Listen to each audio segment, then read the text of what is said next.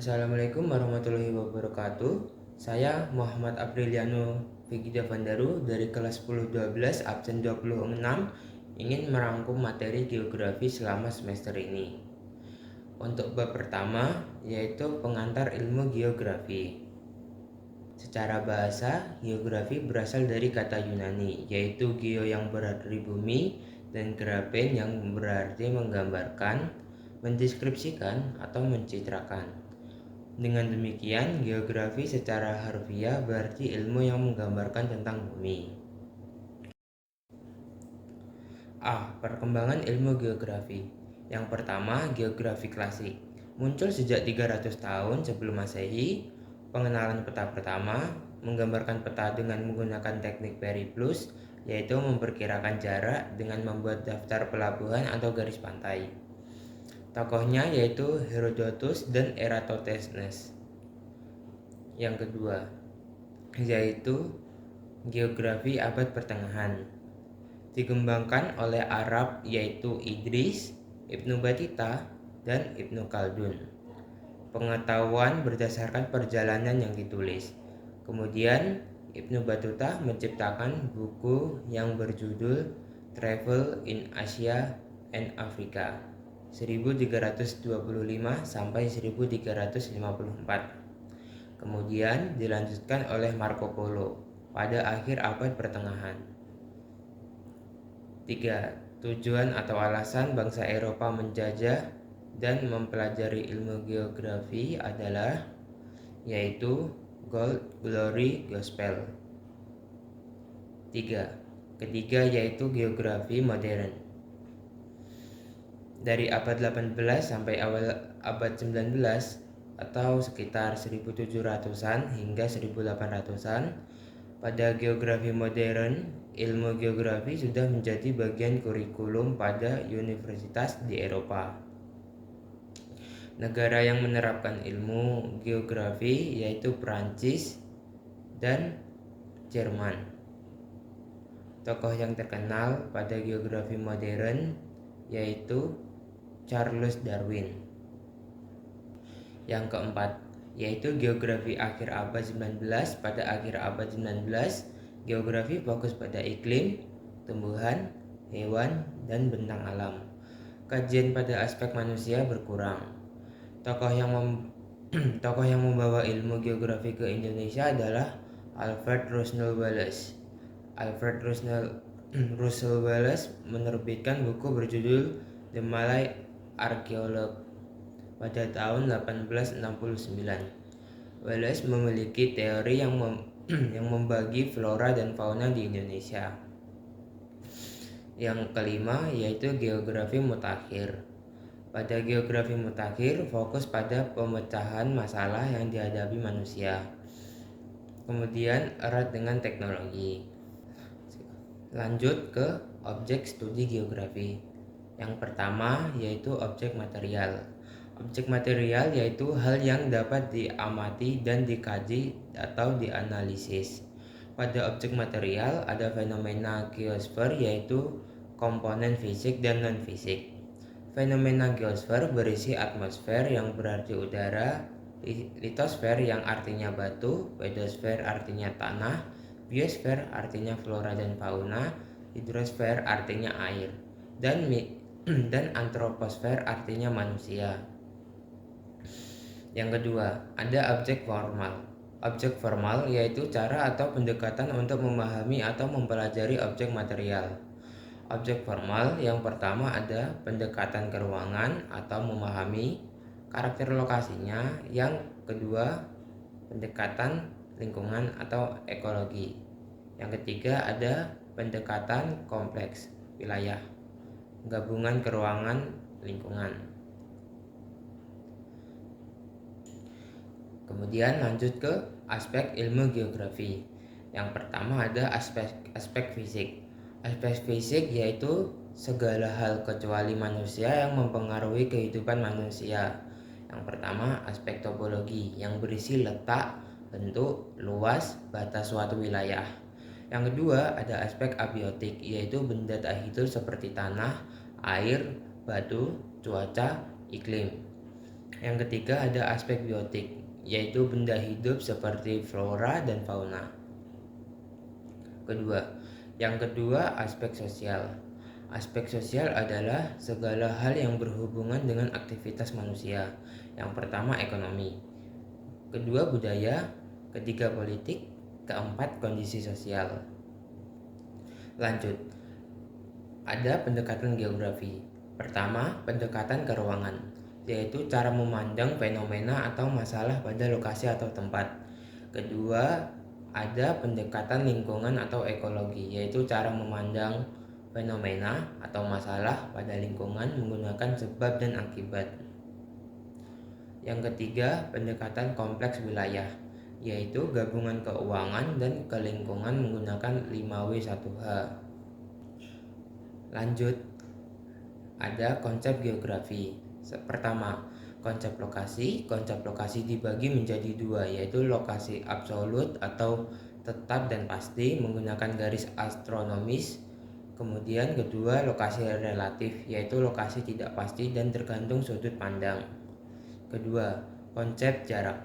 Konsep jarak dibagi menjadi dua, yaitu jarak absolut atau pasti menggunakan satuan kilometer atau meter. Kedua, jarak relatif atau tidak pasti menggunakan satuan waktu.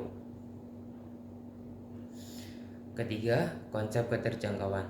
Konsep keterjangkauan yaitu mudah atau sulitnya menjangkau atau mengakses suatu lokasi. Keempat, konsep pola. Konsep pola yaitu karakter yang berdasarkan fenomena geografis suatu tempat. Kelima, konsep morfologi. Konsep morfologi yaitu bentuk dari permukaan bumi pada suatu wilayah. Keenam, konsep aglomerasi. Konsep aglomerasi merupakan kondisi pengelompokan yang saling menguntungkan. Ketujuh, ada konsep nilai guna. Konsep nilai guna yaitu berkaitan dengan nilai dari suatu wilayah dengan karakternya. Kedelapan, konsep interaksi. Konsep interaksi merupakan hubungan timbal balik antara dua wilayah atau lebih. 9, ada konsep diferensiasi atau area. Konsep diferensi area merupakan perbedaan pengelompokan sesuai karakteristik kewilayah. 10, ada konsep keterkaitan ruang.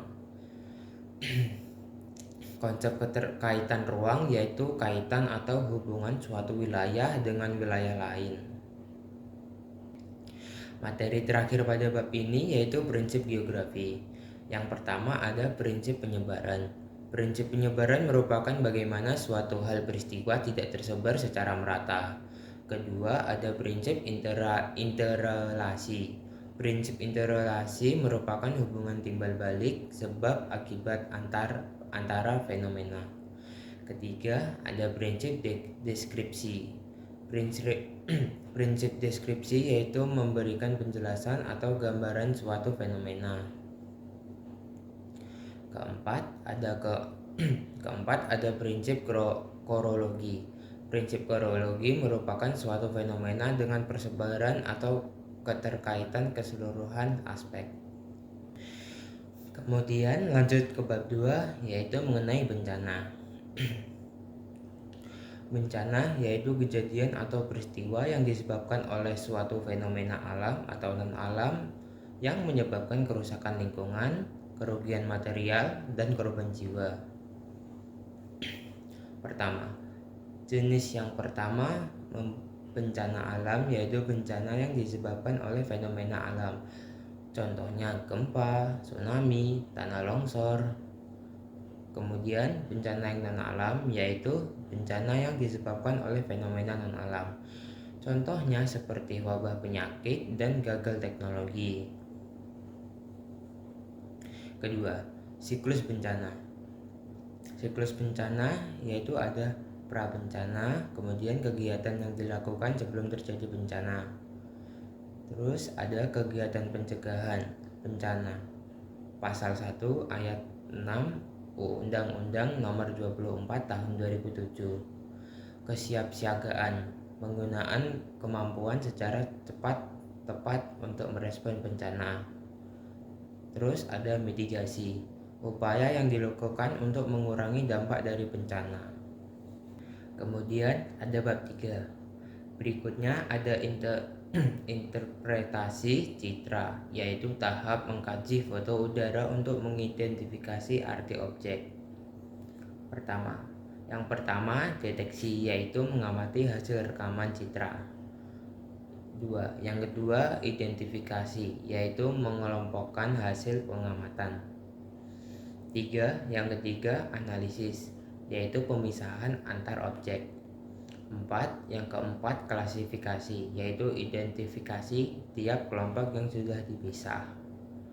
Yang kelima deduksi, yaitu uji kebenaran objek. Yang keenam penggambaran, yaitu presentasi hasil identifikasi. Di sini jenis citra ada 3, yaitu warna alami seperti merah, biru, dan hijau. Yang kedua citra pankromatik seperti hitam dan putih. Yang ketiga ada citra inframerah, condong hijau dan merah. Hasil penginderaan jauh ada 2, yaitu citra foto merupakan potret objek permukaan bumi. Yang kedua citra non foto menggunakan kamera sensor gelombang elektromagnetik. Manfaat penginderaan jauh yaitu untuk menginformasikan kondisi permukaan bumi. Yang kedua menggambarkan bentuk muka bumi. Yang ketiga membantu dalam menentukan tindakan atau kebijakan terkait kondisi yang berkaitan dengan muka bumi. Selanjutnya materi terakhir pada bab ini yaitu SIG atau Sistem Informasi Geografi. Sistem SIG berarti penggunaan sistem berisi informasi terkait kondisi bumi. Komponen SIG dan hardware, software, brainware, data, aplikasi, metode. Tahapan SIG yang pertama yaitu input data, kedua pengolahan data, ketiga analisis data, keempat output data.